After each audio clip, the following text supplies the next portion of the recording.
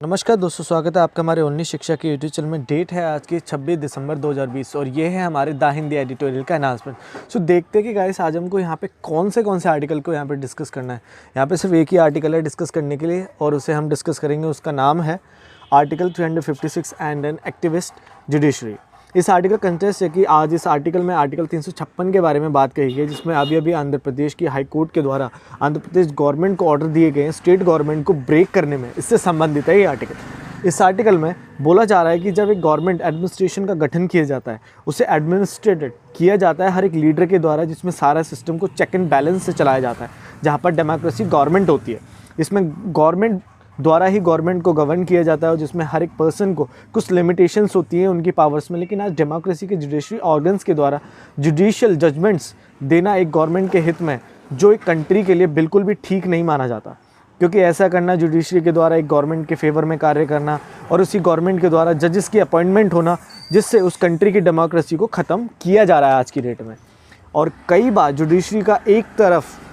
Government के ऊपर झुकना, जिसमें कई बार जुडिशरी द्वारा ऐसे वर्डिक्ट्स जजमेंट देना जिसमें गवर्नमेंट के मर्जी के ऊपर जजेस के ट्रांसफ़र होना और आज के चीफ मिनिस्टर द्वारा आईएएस ऑफिसर्स का ट्रांसफ़र होना गवर्नमेंट के हित में, जो भारत की डेमोक्रेसी को धीरे धीरे करके ख़त्म किया जा रहा है। अभी आंध्र प्रदेश की हाई कोर्ट द्वारा आंध्र प्रदेश गवर्नमेंट को ऑर्डर दिए गए, जिसमें स्टेट गवर्नमेंट को डिसॉल्व किया जा रहा है, जिसमें आर्टिकल 356 का इस्तेमाल किया जा रहा है जुडिशरी द्वारा,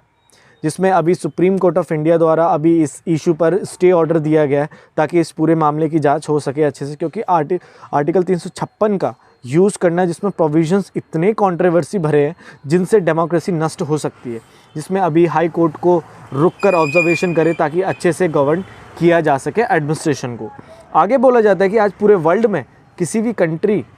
में जिसके पास डेमोक्रेसी को अडॉप्ट किया गया उनके द्वारा, उनके कॉन्स्टिट्यूशन में कोई भी प्रोविज़न ही नहीं है जैसे कि आर्टिकल 356 का जो भारत के पास है और पाकिस्तान कंट्री के पास है।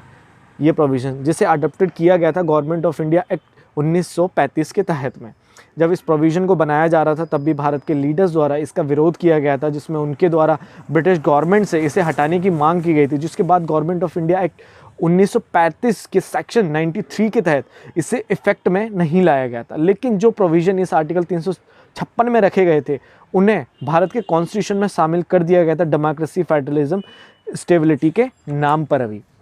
11 जून 1947 को भारत की कॉन्स्टिट्यूट असेंबली में यह तय किया गया एक गवर्नर द्वारा इस आर्टिकल 356 का यूज़ किया जाएगा इमरजेंसी के समय में, इमरजेंसी पावर की तरह। लेकिन जिसमें यह था कि गवर्नर को इलेक्टेड किया जाएगा पीपल ऑफ स्टेट के द्वारा, ना गवर्नर को नॉमिनेटेड किया जाएगा सेंटर के द्वारा। लेकिन जो आज किया जाता है, उस समय के गोविंद बल्लभ पंत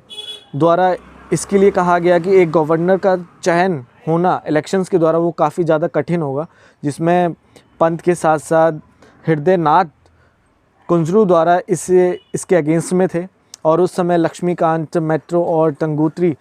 प्रकाशम द्वारा बोला गया कि जो इंडियन गवर्नर बनेंगे वो एक ब्रिटिश गवर्नर की तरह काम नहीं करेंगे, जो सिर्फ सेंटर के हित के लिए काम नहीं करेंगे। और अलाडी कृष्णन स्वामी द्वारा इस प्रोविज़न को जस्टिफाइड किया गया, जिसमें गवर्नर को रिप्रेजेंटेटिव बनाया गया सेंटर का। लेकिन जिसमें कुछ सालों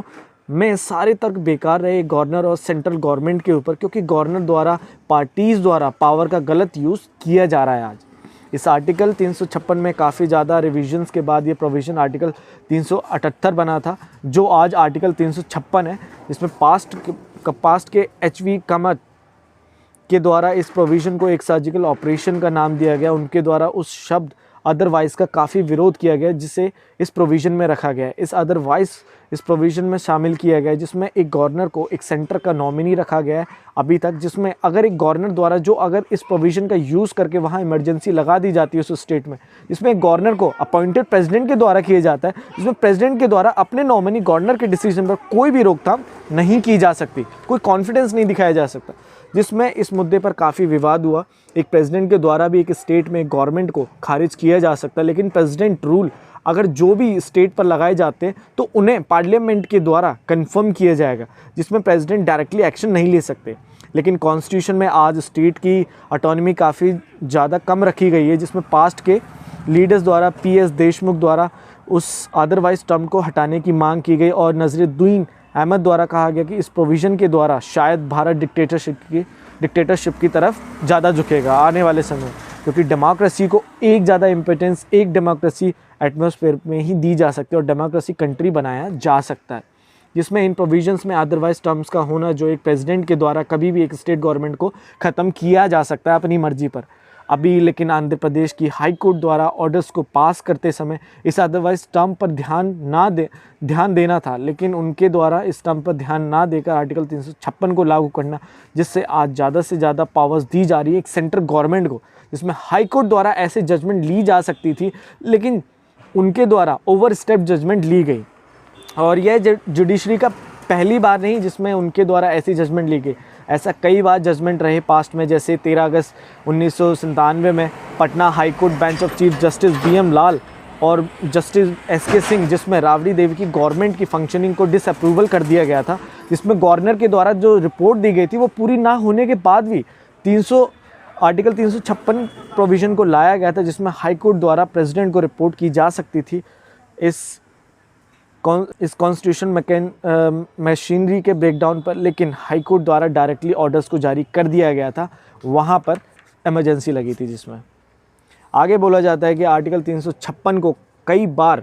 125 से भी ज़्यादा टाइम्स उसका गलत इस्तेमाल किया गया है, जिसे BR अम्बेडकर द्वारा बनाया गया था एक डेड लेटर के रूप में, लेकिन आर्टिकल 356 और गवर्नर दोनों द्वारा सेंटर के हित में कार्य करने से ये डेड लेटर गलत साबित रहा। इससे आर्टिकल 356 को पॉलिटिकल विल के लिए ज़्यादा यूज़ में लाया जाता है, ना कि किसी जेन्युइन रीजंस पर।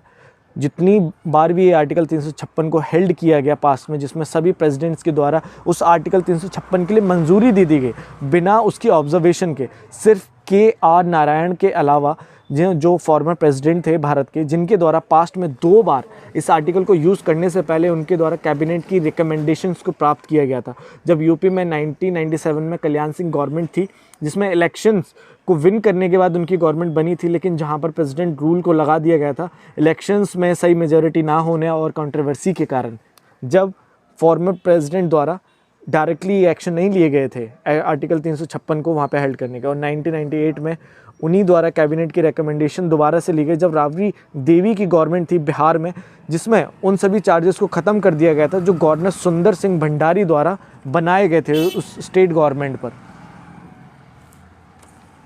आगे बोला जाता है कि पहली बार इस आर्टिकल 356 को 1955 में इस्तेमाल किया गया था जवाहरलाल नेहरू द्वारा, जब उनके द्वारा गोपी चंद भार्गव को हटाया गया था, जो पंजाब के मिनिस्टर थे जब कांग्रेस गवर्नमेंट मेजॉरिटी में थी। और 1959 में कई बार मेजॉरिटी गवर्नमेंट ने अपोजिशन गवर्नमेंट के लिए इस आर्टिकल 356 का इस्तेमाल किया, जब EMS नामरू पद की गवर्नमेंट थी केरला में, और जिसमें गवर्नर B रामाकृष्णन रेड्डी थे, की रिपोर्ट द्वारा यह दर्ज किया गया था कि स्टेट गवर्नमेंट के पास सपोर्ट ना होने के कारण और पार्लियामेंट हाउस में कॉन्फिडेंस ना होने के कारण स्टेट गवर्नमेंट को डिसॉल्व किया गया है।